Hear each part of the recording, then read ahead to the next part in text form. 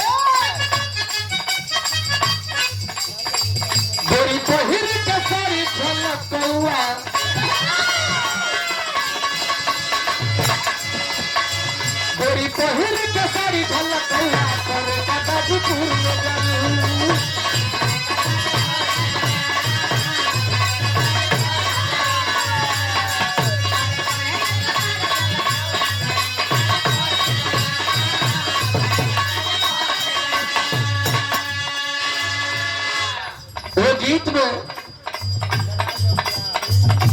actor और singer के नैना जी जे मीरा मूर्ति जी के बड़ा माने ली नैना वो कहा पड़ी कि जानते नहीं हम गाजीपुर में का करे रही हम पहिरी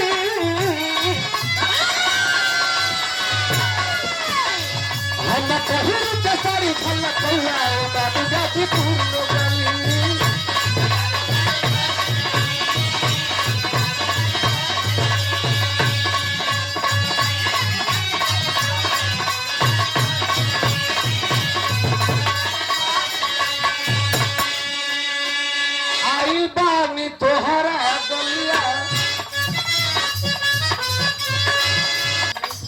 में प्यार करो वाला का वो कहते देखा ये बमर सेला फिर आई मैं तो चाह रहा हूं कि जिंदगी का क्या भरोसा हो भौजाई को से सुंदर कहियो कि राम को जी के वैसन देख ले जा जैसे बुझाला की खेतों में गाड़ा लगा हो यही दहिया पता कितना जनी मुंह तरी जाए कितना जनी जिला बदल दे लो का करबू खंडनी पतर का जब तोरा किस्मत में पतर के लिखा गली स्टील बाडू ले लहू बड़े स्टील बाडी ले लहे बाडू हां तो ये स्टील का राड हो हां अरे कितना जन जिला जिला घूम के फिर आ गए लोग यही जा मारे कौन जी आई बानी तोहरा कलिया कहां बारू हमार ललिया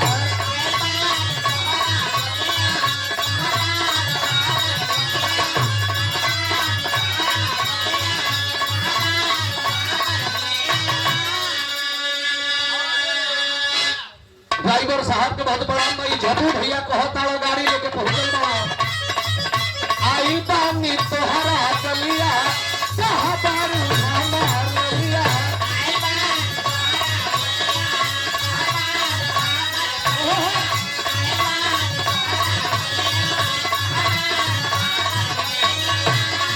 देखो नाई हरा वाटे संग खरीदा